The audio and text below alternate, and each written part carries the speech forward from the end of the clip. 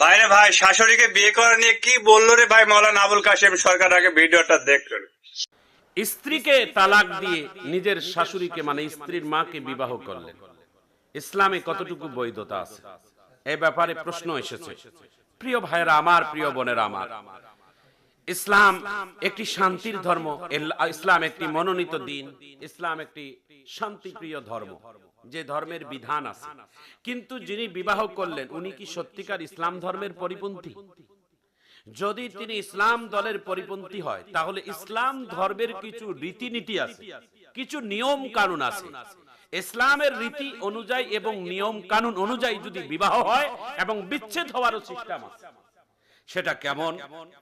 এটা মানুষ অন্য চোখে দেখতেছে যে এই মেয়েটি, এই যুবকটি নিজের স্ত্রীকে তালাক দিয়ে নিজের শাশুড়িকে বিবাহ করলেন।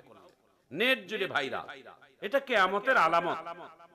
এই ধরনের ঘটনা আজকে বাংলাদেশ সহ সারা বিশ্বে, সারা পৃথিবীতে অহরহ ঘটতেছে।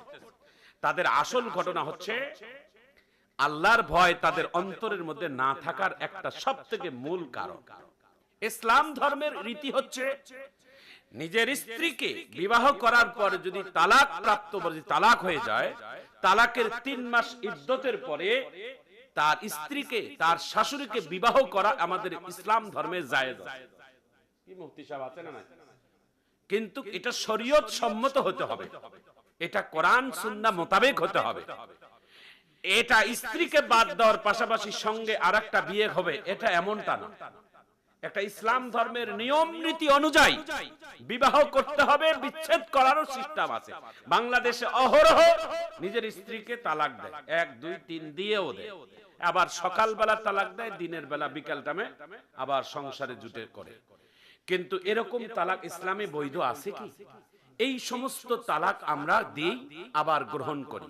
প্রিয় ভাইরা আমার, তালাক দেওয়ারও সিস্টেম বুঝি না, বিবাহ করার তরিকাও জানি না। বিবাহ কিভাবে করতে হবে? একজন পুরুষ তার দায়িত্ববান, তার ভরণ পোষণ থেকে তার নারীর সকল দায়িত্বকে কাঁধের মধ্যে তুলে নেওয়ার নাম একটা পুরুষ। সেই পুরুষটা তার স্ত্রীর সমস্ত দেখভাল দায়িত্ব, তার পর্দা পুশিদা, তার আখলাক চরিত্র, তার সবকিছু ভরণ পোষণের দায় দায়িত্বের ভার নিয়ে সংসার জীবনের যাত্রা শুরু করে দিল। সেই পুরুষটা দায়িত্ববান পালন হচ্ছে তার বিবাহের সময়ে তার স্ত্রীর মহারানার পরিশোধের এবিলিটি যদি থাকে, সেই যুবক তার বিবাহ করার যোগ্যতা রাখে।